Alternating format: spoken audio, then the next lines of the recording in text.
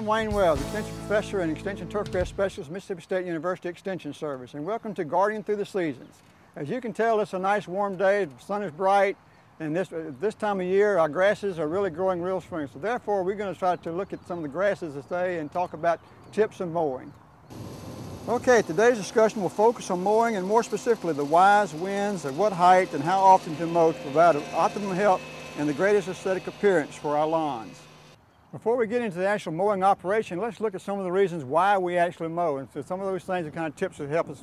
First, if you can look at the grass itself, nice, good, mean attractiveness to it. It also increases the density of the turf. The more we mow, the denser the turf will become. You'll also see by mowing and having a good dense turf, we're going to eliminate an awful lot of the weed problems out here. One other factor that converted, when you have a lawn that's real tall, the grass is real high, you may find out with rodents and snakes and other pests out there that you don't really know. So a nice, good, clean-cut lawn will also help you with those type features. Some of the questions always asked is how often should we mow and what height and so forth. And also one of the things that the frequency of mowing and so forth depends on the turf species itself. As you can see with this St. Augustine grass, very wide leaves, very robust growth, has a long distance between the nodes and the inner nodes. Compared to this little bit of Bermuda grass, it's much more dwarf and more compact. Also, some grasses are much more shade tolerant than others, so you find out that St. Augustine with a very wide leaf blade tolerates more shade, so it can be mowed much higher than the little Bermuda grass is very shade intolerant.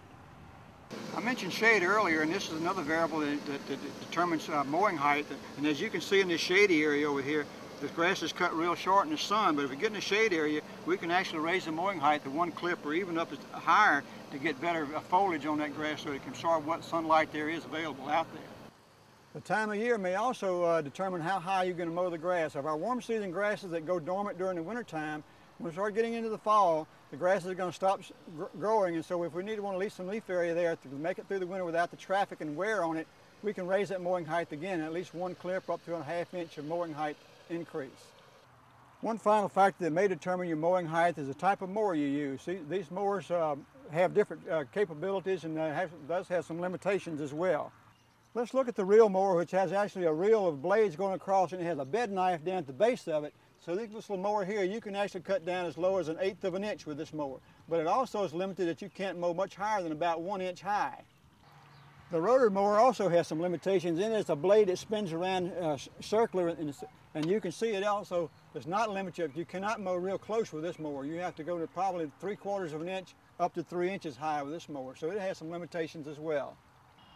I'm often asked how frequently should I be mowing or how often should I be mowing, and the question really comes down to, well, what's the grass doing at that time? Is it growing very fast or is it real slow? Do we have just fertilizing so you get a lot of lush growth going out? Has it rained? Is it drought stressed? These things determine how fast the grass is growing. So the faster it grows, the more often you're going to have to mow.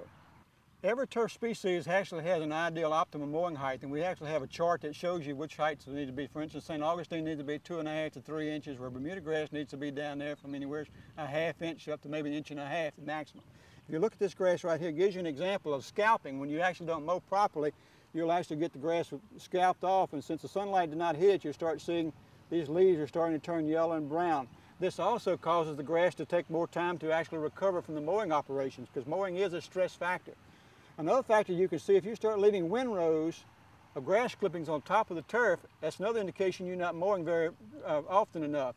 If these clippings fall down into the turf completely, they'll decompose and you won't have any problem with them. But if they start causing windrows, you have grass that dries out on the top, building up a thatch problem, and actually shading the grass down below it till it'll turn yellow later on.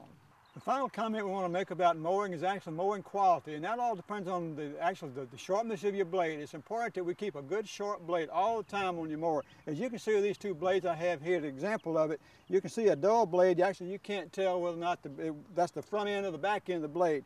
And with cutting with this blade here, it'll actually beat the grass blades off rather than cut them. You'll wind up with a ragged edge on the grass. The grass will turn brown a couple hours after you mow. With a good sharp blade, such as this one right here, you can see it'll actually give you a nice clean cut on the leaf blades. It'll be healthier for the turf. It'll actually be easier on your mower. So keep a sharp blade at all times. In closing comments, I'd like to just say, be sure to try to mow your grass when the grass is dry rather than wet. This helps cut down some diseases. Also helps prevent slippage of the mower and maybe have some accidents and so forth.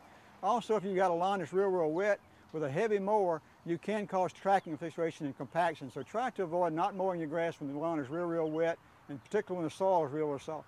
And finally, the last comments I want to think of, always think safety when you're mowing. Be sure you wear a pair of long pants, good heavy-duty shoes, wear some safety goggles, and always remember to keep safety in mind. I'm Wayne Wells, Extension Turf Specialist, Mississippi State University Extension Service.